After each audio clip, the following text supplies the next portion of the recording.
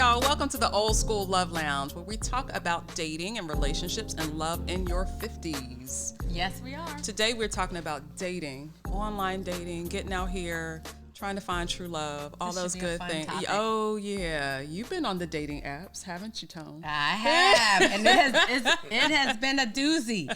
And, you know, like in preparation for this episode, I got a very interesting statistic. And this came actually from Pew Research. Okay. And it says that 57% of women 50 and older who have used dating sites or an app stand out in saying that their experiences have been negative. I'm probably in that group. But what does that look like for men?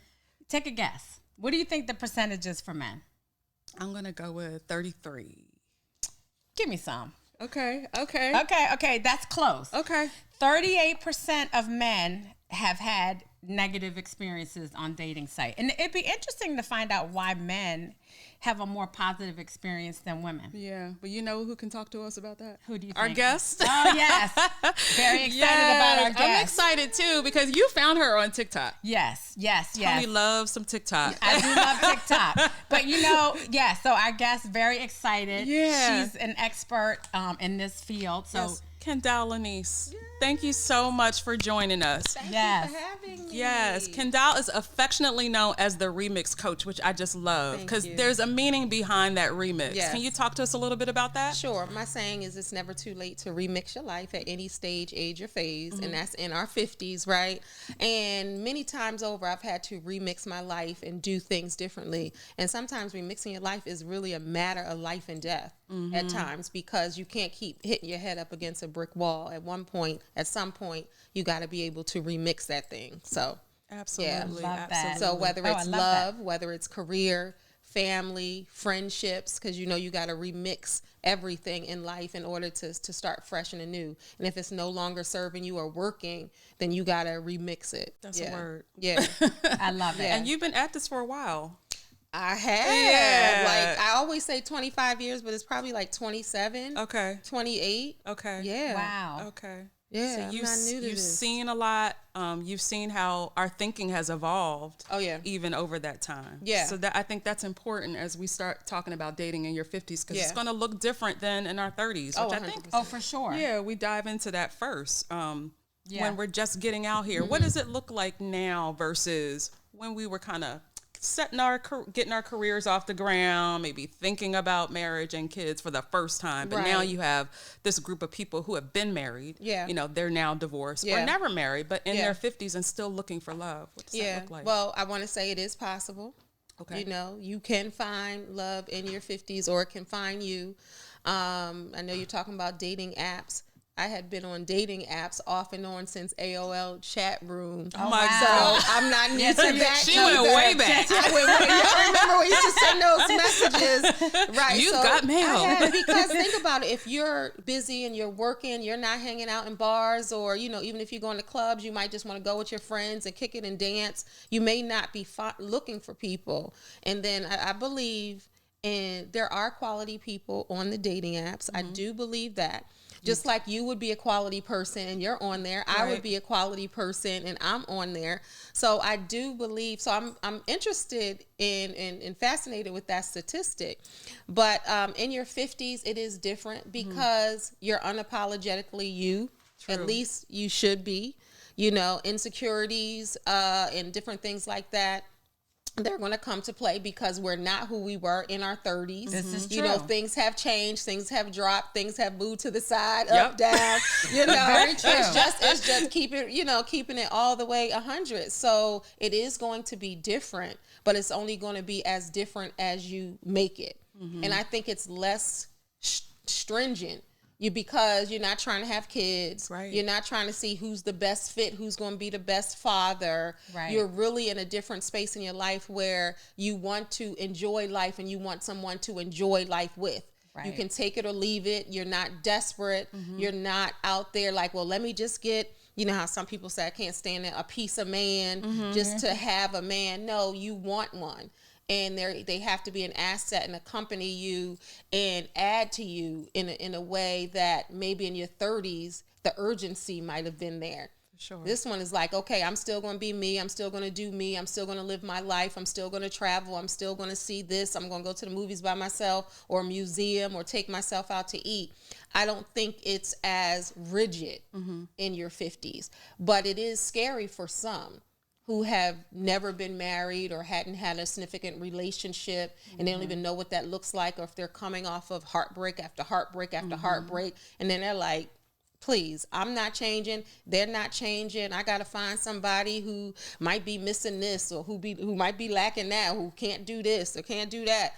I like to be active. I like to rock climb. I like to go to walk on walks. I like to do different physical activities. And sometimes these dudes in their 50s, my knees hurt, my back hurt, my ankle hurt. I just got hip replacement. Yes. Like, who got time for that? Yes. But the problem is I don't like younger men. Like, I'm not a cougar. Yeah. I want an older man who is active and who is doing things and wants to do things. I like to go skating.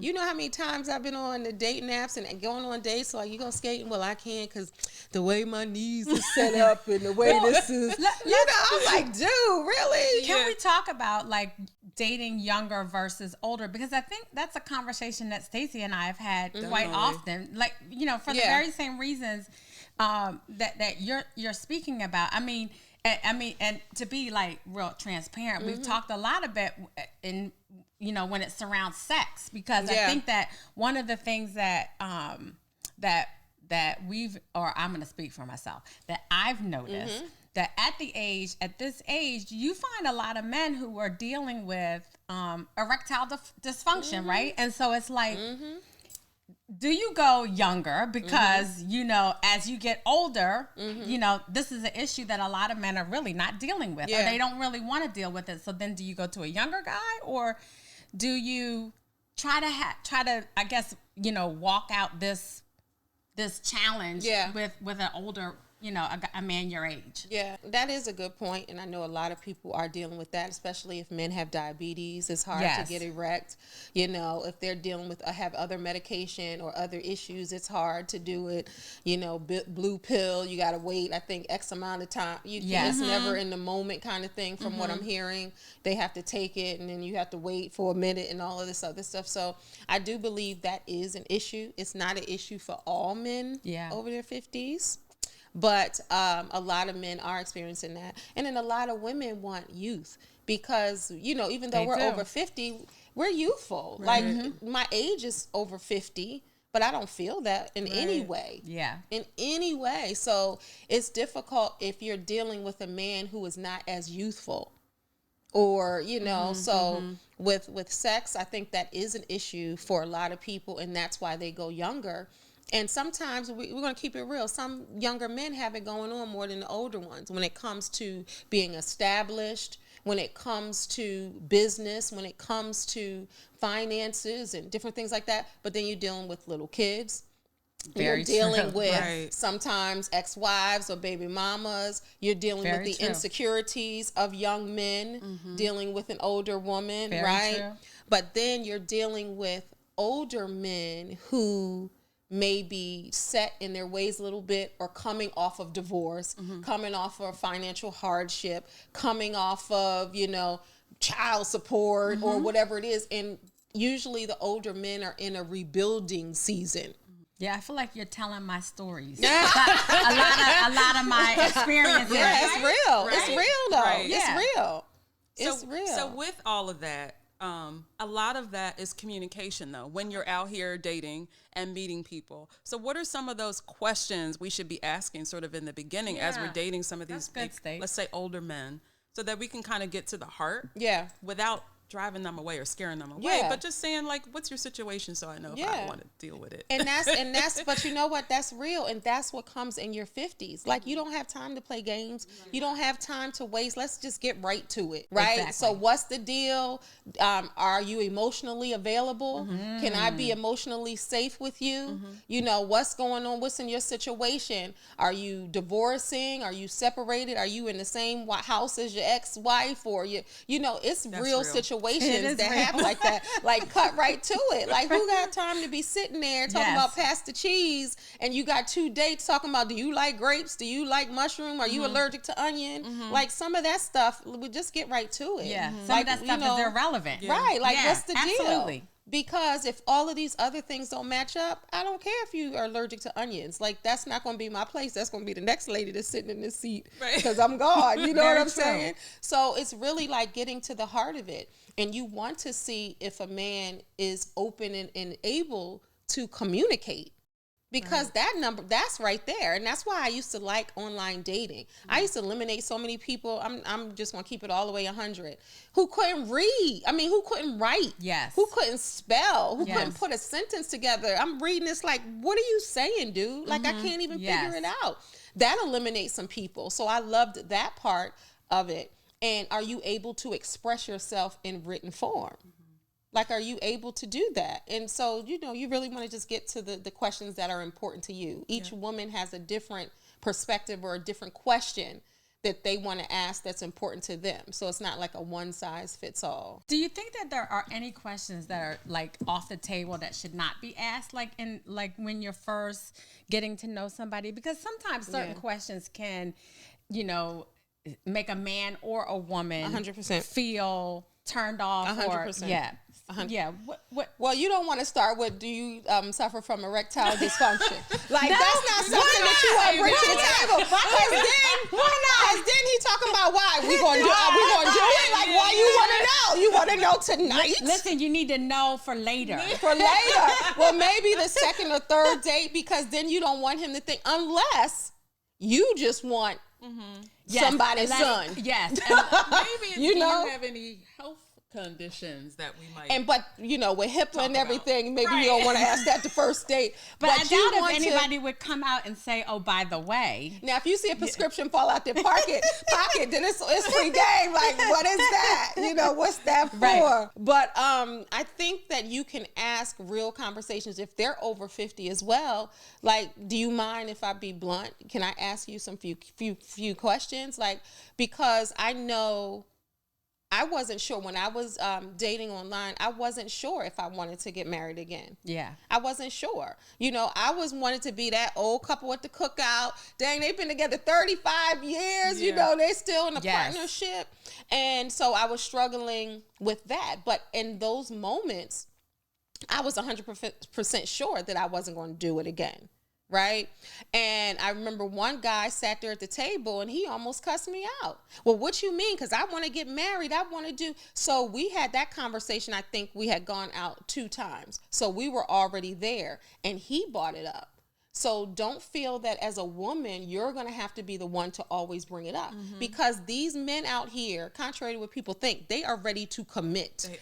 They are ready for a relationship. So I'd be like, good grief, could you get my last name? I feel like we have met before and we have had this conversation over coffee. Can I put my feet up on your couch? Absolutely. Listen, Stacey and I mean, so we have had this conversation several times, right? And I'm always saying to Stacey, because a lot of ways I feel the same way. It's like, I was on the dating apps. I'm not any longer on the dating apps, but that's a story for another time. Yes. But not sorry, men.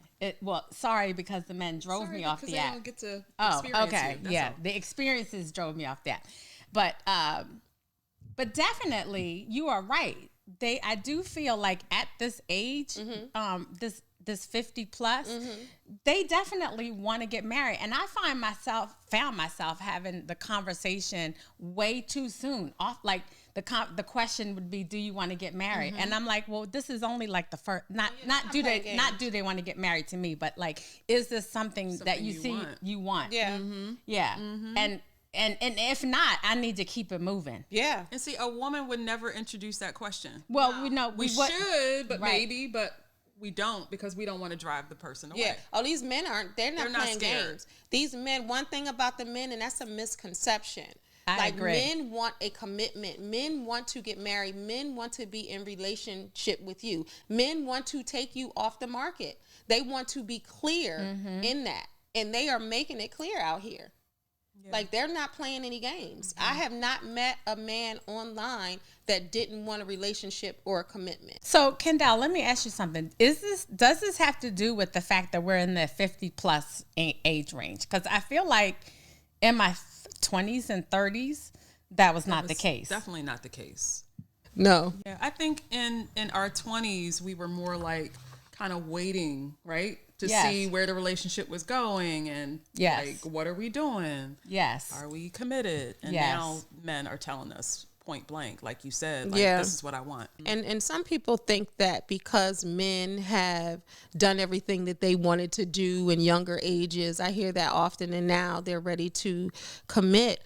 But I think we don't give men enough credit. I think they were ready in their 20s and 30s. Even if they thought that they were ready, they might have realized they were not. But I think that men are ready in their 30s and 40s in some cases and spaces. Of course, not all. And some realize they're not ready into their 50s or 60s, or when they feel like their opportunities are drying up and now I'm ready to settle down. I'd be like, dude, you 66. Like, now you're ready to settle down. You know, some people, I know people who are experiencing that with people. I know people have been with people for years waiting for them to commit, and they've been dating, you know, and they're ready in their 60s. So there's that. Yeah. I think the mindset in which you come into the dating scene also plays a big part, doesn't it? Yeah, it really does, because you have to have the right mindset. And the thing is, like, how can you expect anybody else to know what they want if you're coming in there not knowing what you want? You have to be clear and precise, but then you also have to allow room for God to take place in the natural forces in the relationship to take place. And I think so many people come with an agenda they want to check off, but sometimes you just have to allow, you know, life to just take space and take hold. But the mindset is very important. If you think there's no good dudes out there, then there's no good dudes out there. That is true. You know what I mean? If you think, you know, like, there's too many great men out there, I will say for me, there's too many great, you know, black men out there that, come on now, you know, too many. I'm sure you know friends who are, or husbands of other, you know, there are a lot of great men out there. But I think if you think that the dating pool has pee in it, then it has pee in it. Yeah. You know what I mean? Are you willing to change your mindset and say, you know what? You know, today I may meet somebody today, or I'm willing to go on a dating app, or I'm willing for that friend who has been asking for years to hook me up with somebody. I'm willing to do that. And when you change that, it's not going to happen, this never is, to, okay, this is a possibility for me. There are men out there. What can I do to be a participant in my own love mission? Yeah. Yeah. Yeah, that's good.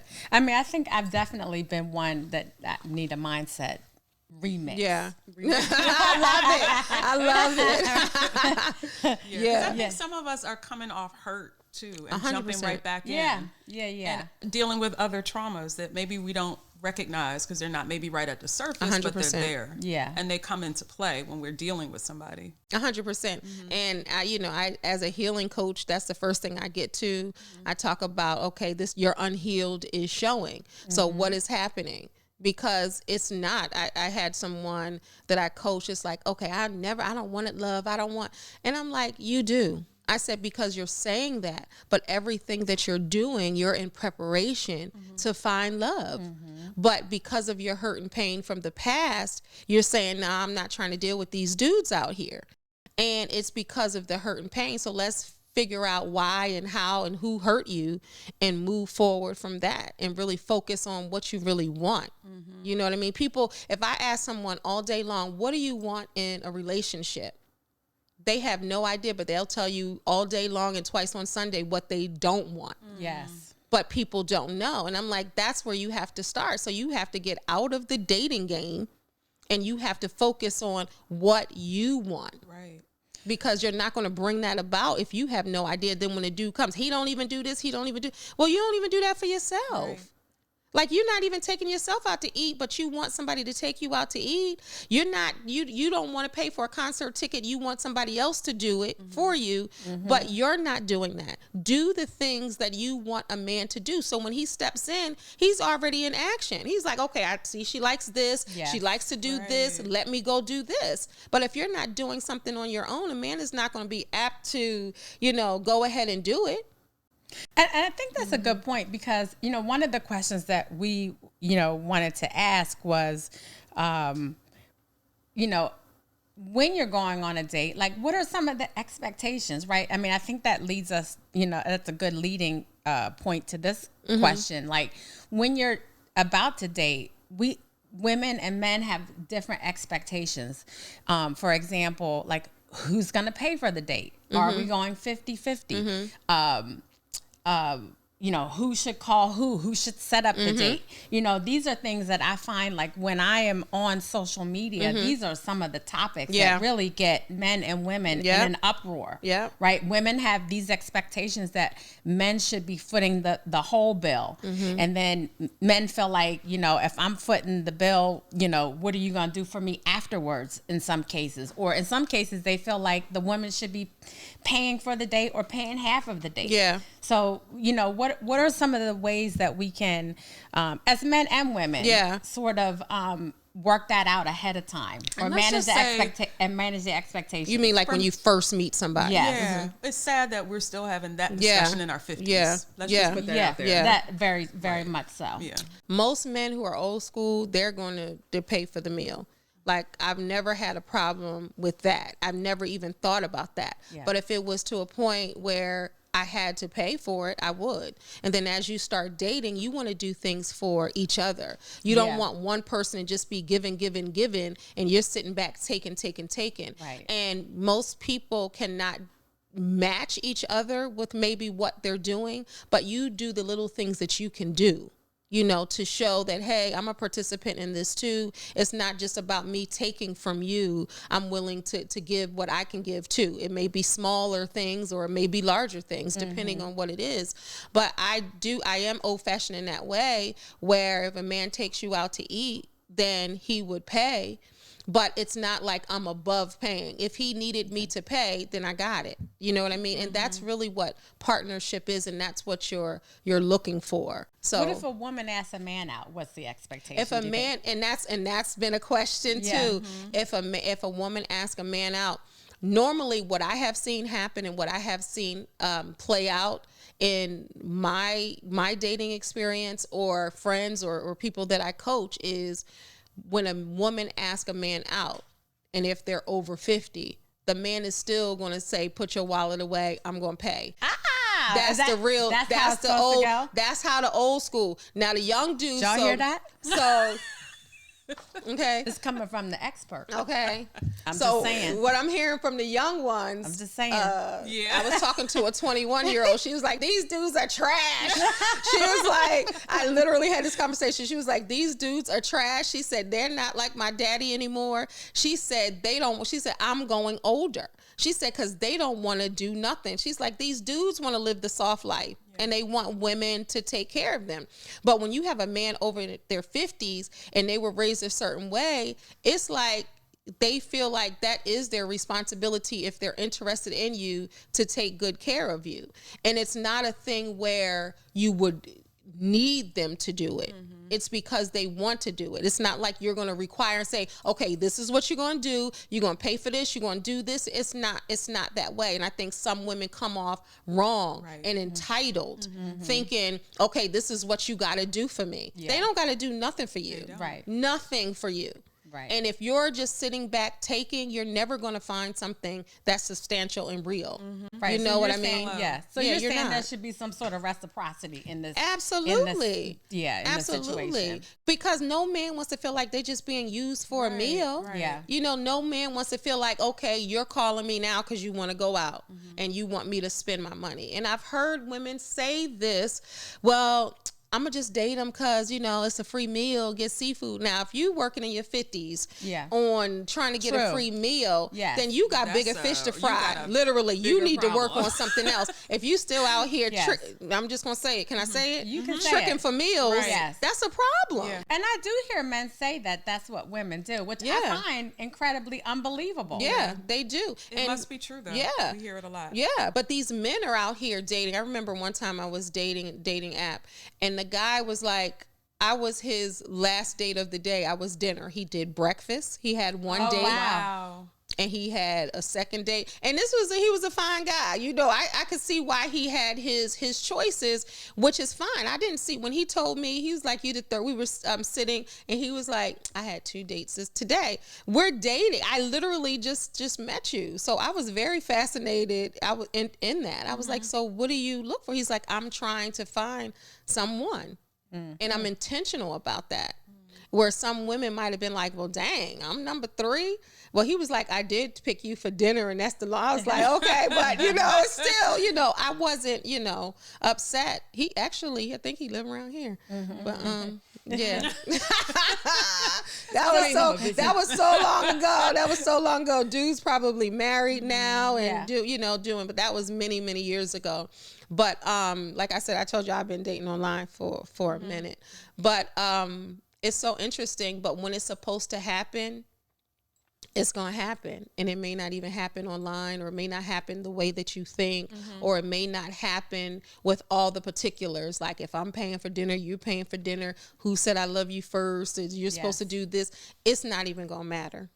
You know what? I met a guy that had like a system, because he said that he was spending so much money dating, that it was like he had a phone call. Then it was, we are going to video chat, and then we will have coffee, and then we will have a date. And I was like, okay, I mean, I get that. That meet and greet kind of thing. Yeah, he had, his whole like program, and that's how he would weed out and then in turn spend less money, because he knew that he was going to have to pay, or the expectation would be that he was going to have to pay for the date. Yeah. So he had his little system, and if you managed to make your way through, then you would get taken out to dinner. So it was so literally it's levels to this. It's levels to it's like a Monopoly game. It's really, but I think that's smart, because no dude should be mortgaging their house to go to date, right? Yeah.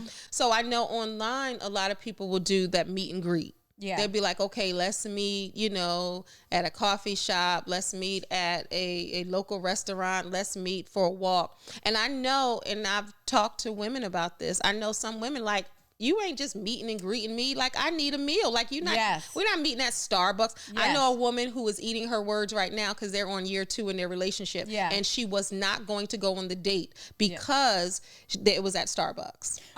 Well, for 100%. But they're still together. They're still together. Okay. I said, I bet you happy you went on that Starbucks date. You know what I mean? So now every time she rides past Starbucks, she's like, that's what we had. I was like, but you weren't gonna go. That brings us to like the whole Cheesecake Factory. The Cheesecake Factory. The whole Cheese Factory debate, right? Because it's like, where do you go, or what's good enough, or what, what is going to be okay for the woman to be like, what is deemed appropriate, for a first date. I hope she's looking, because I'm going to look at her like this. I know. I mean, that's a good conversation to have in the beginning. Yeah. What's a good date for you? You know what? What's your ideal date? Cheesecake Factory gives you a lot of food. You can have dinner and lunch and dinner again. Right, exactly. So first of all, there's nothing wrong with Cheesecake Factory. I agree. They have great options. There are a lot of options if you have diet restrictions, or if you have anything you want this or that, or big or small or healthy, or it's a variety of different things. So if you cannot find something at Cheesecake Factory, right? And with that scenario, he had booked a 5-star restaurant for her to go to. He certainly did. But she took 11 hours getting ready, and they missed their reservation, which she did not know. Yes. So then they get to Cheesecake Factory, and she decides to go. For those that don't know, she decides to go live. Yes. And he's like, wait a minute, you live? And she's like, I can't believe this guy took me to Cheesecake Factory. And then he was so gracious. He said, okay. He came back around the car. He said, well, let's talk about that. And then he told her. Her walls began to come down. But at that point, she's showing who she is. Allow people to show who they are, because they're going to show you who they are right off the top. Yes. Like, you're not going to have to wait for a long time. You're going to see. And he saw. And she was like, well, I guess I'll go. He was like, no. Yeah. He said, where? She said, where? He said, where are we going? He said, home. You know what? If it were me, if you made me miss the reservation, that would have been the end of the date right there. I would not have even rescheduled another restaurant. Yeah. Like, she, in my eyes, she was lucky to even get for him to be so gracious to do that. Exactly. Right. Why are you making him wait? Right. And I think, and again, that's real. I think that's part of some of the complaints that we hear from men, right? Yeah. Like that women have these very unrealistic expectations. And actually it makes me think of a lot about Kevin Samuels and some of the stuff that we would witness, him the high value stuff. Going back and forth with women. And I'm not, for the record, I'm not really a Kevin Samuels fan, but at times, limited times, I'll say. he did have say some things that I feel that I felt made some sense. Right.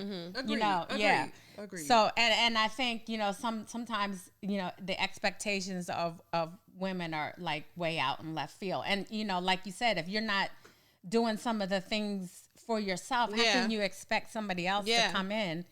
Like, he needs to have 700 credit score, but your credit score is 2 digits. Right. Yes. You know what I mean? Making 6 figures. And you're not, and the 666. The 666. The 666, because that's the devil for real, though. The 666. That's right. They be like a man with 6 inches, a man with 6 feet tall, and a man that makes 6 figures. Yes. But that look like the devil to me. So maybe he could be 5'11". Switch it up. Maybe he can make or 6'3". Or 6'3". There you go, a 6'3". Yeah, let's go for taller. For men, because women out here do have those checklists. You have to be tall, and you have to have this much money, you have to have this, and that. That's why they're so single. And there's some good men out here who are 5'10", they're 5'8", and if you're in your 50s and y'all not having kids, enjoy a good man for who he is. Right. Regardless get your of flat game up. With your flat shoes. Get some cute game up out here. Right.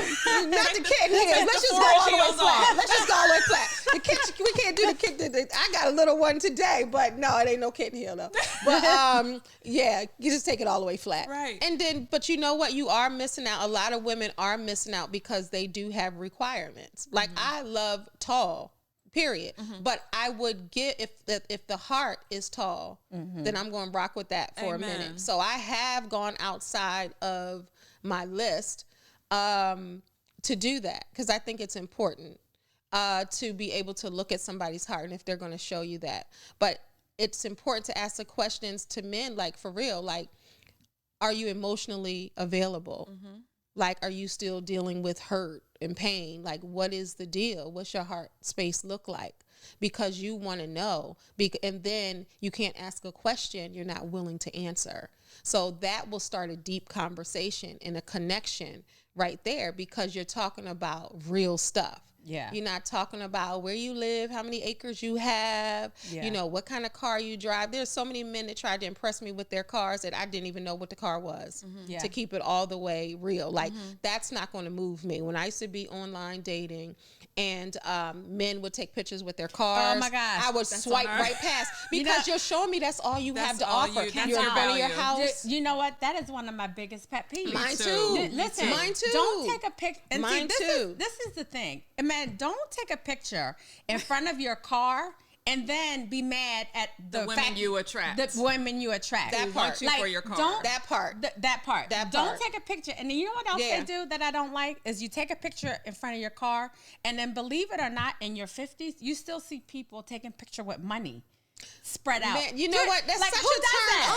off. Like this Who is does 19. that? This is not Eric B. and Rakim video. no. We're not in the 80s. Do Like, not take no. a picture in front of your Mercedes, No. in front of your BMW, Or your big old house. Yes, big Because old we house. can't feeling it. We don't even know if it's yours. that is Right. any woman of value doesn't care.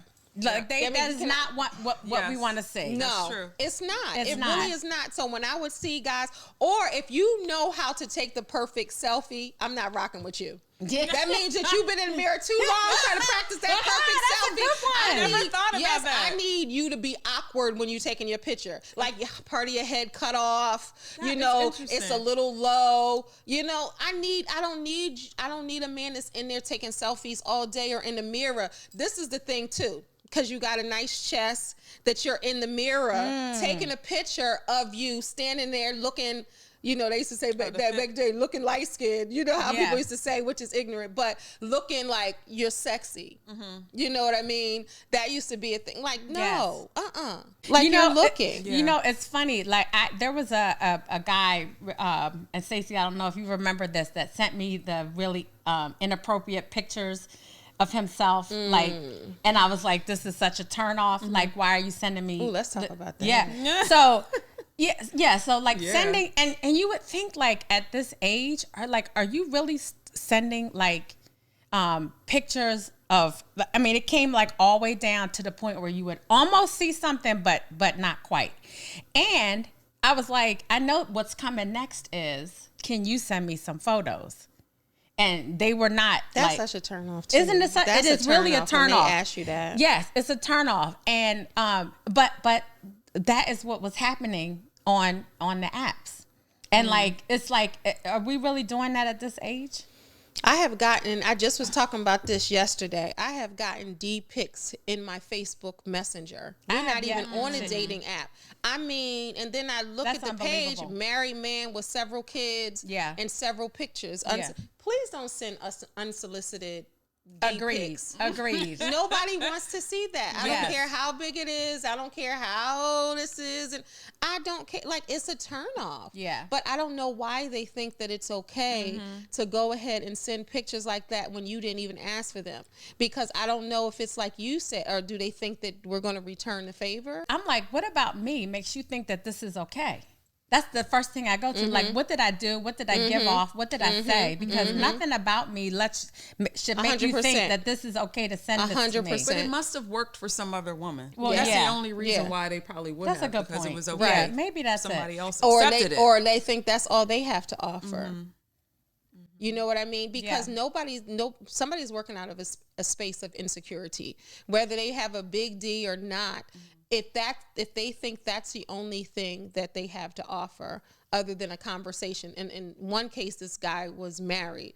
But if you're a single person doing that, do you think that, and as a life coach, I think about, well, is that all you think that you have to offer?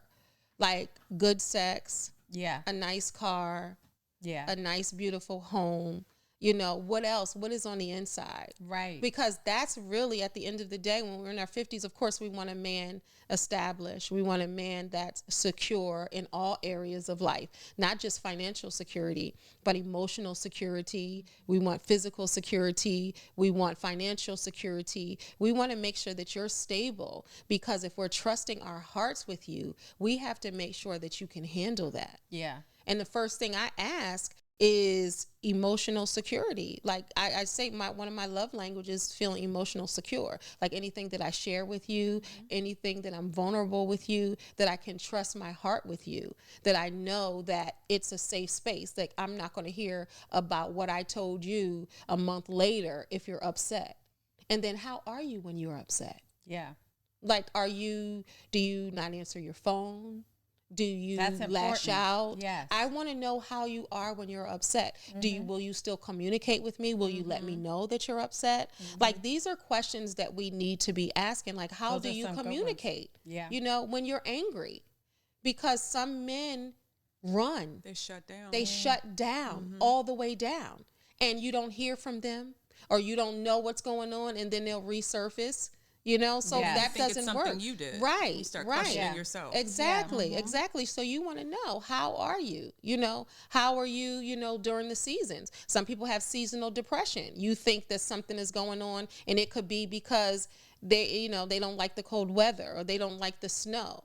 So they're not taking you out, or you're not going out, and you're thinking like, what is it about me? Then all the time spring and summer hit, they want to circle back around, but now you may be dating someone else. So it's a lot of different factors and moving parts that play. And I think we are more alike than different. And I think we really have to have honest conversations. We don't need to, and I love Tupac to pieces, but we don't need to have conversations whether Tupac's dead or alive. Right. Yeah. You know what I mean? Yeah. We don't need to be talking about, you know what I mean? Yeah. Did you see, the latest? We can talk about current events, and that can lead up to the latest, Club Shay Shay or whatever. We can talk about current events, but let's talk about realness. Like, how did you feel when your children may have gone away to college? How did you feel when your mother passed? How are you okay? Have you recovered from those things? I know that divorce took a blow on you. You good? How are you? You have to check in with the heart space. And I think that's when people open up. And that might be why people always want a commitment the first. That might be because if you're having real conversations and other women aren't, they want to see, who you scrolling through on your phone. If you're just dating somebody and you're on a date, that's none of your business. And I think a lot of women overstep by thinking, well, that's my business. No, he just met you. Yes. You know what I mean? You think that this man ain't talking to other people? You talking to other people, you can't, you know what I mean? But everybody wants that instant. And we got to have real conversations. Yeah. Like, how many are you talking to? Right. Yeah. Are any of them significant? Do you see any of them as much as you see me? Like, to try to, and then people will fall off. It's so like, it's transitioning because the younger women are like, I'll do it by myself. I'll have the babies by myself. I'll do all by myself. And yes, we can do that. We know that. But I think sometimes even for Black women, the strong Black woman cape needs to be retired. Because it's not doing us justice. It's doing us a disservice. Well, I heard a woman say, don't call me strong, call me resilient. I don't want to be independent and strong. I'm resilient. I'll take that. Because it trends over. We're talking about maternity mortality in Black women also, because we have this moniker that we're so strong, right? That we don't give ourselves permission to be weak. So even when we're going to the doctor and we're telling them something is wrong, they like, she a strong Black woman. She can handle it. Like literally. They're not. So I think we've done a disservice. So some of the men be like, they don't need us anyway. Do you know how many women told me, I don't need you? Like, I got it all together. And I think that has prohibited some men from going towards strong women because of that. So we got to change that. And there are implications for that on us, and that comes out in stress. Because we're taking it all on, we're doing it all ourselves. We're stressed, we're depressed. All those things come to play. My cape is over there. I took my strong Black woman cape off. Right. I would want to be soft and pink, and unfortunately you can't be soft and pink with everyone, and that's where love is, in discovering it. So I think that, online dating is excellent. I think it can work. I think there are some great men out there, and don't stay long. If you know that it's not serving you, or you don't make excuses for it. Don't just, I'm not interested. And don't worry about, like, if you're going to find somebody else, or don't do that, because what we do as women is we stay too long knowing immediately this ain't the one. This is not it. So that's really advice I would give women. Don't stay too long. If you feel it in your gut. We can't ignore our discernment and our gut feelings anymore, because that's the reason why we have those feelings. The women's intuition, all of that, we really have to be confident in that, and not say, well, I'm just going to give another chance, and another chance is 5 years or 2 years or longer. We don't have those kind of time anymore. We don't. No, at this we're not age. doing that. Yeah. Kendall, this conversation has just been so amazing. Like, we could go on and on. We definitely have to have you come back for sure on the show. Let's have wine next time. For more conversations. There's so much to cover in so little time, and it's been awesome. Yes, right? It has. You are our first. So we appreciate that too. Thank you. Just investing in this topic and this podcast. So we definitely want to have you back. I love it. And I want to say congratulations. You ladies are beautiful. Thank you. You're doing something that we need. I'm all about aging fearlessly, and I talk about, 50 and over very often in many areas. And this is a prime example of remixing your life, and Yeah. it's never too late. You know, starting a podcast in your 50s, I think that's outstanding. Thank I you. think that's going to inspire a lot of women. Please, and by the way, please let everybody know where they can find you. Well, you can find me at KendallLenice.com and follow me on all social media platforms at Kendall Lenice, and on TikTok it is The Remix Coach. And I want everybody to subscribe to my YouTube channel. If you love conversations like this, then I definitely want to connect with you there. And my books are available on Amazon.com. Hey, y'all. Thank you so much for joining us at the Old School Love Lounge podcast. And we will see you again on the next one. Please remember to like and subscribe and share this podcast with your friends, please. This is an important topics that we talk about. That's right. All the time. So we'll see you on our next episode. Until then, keep it grown and sexy. Yeah, do that now.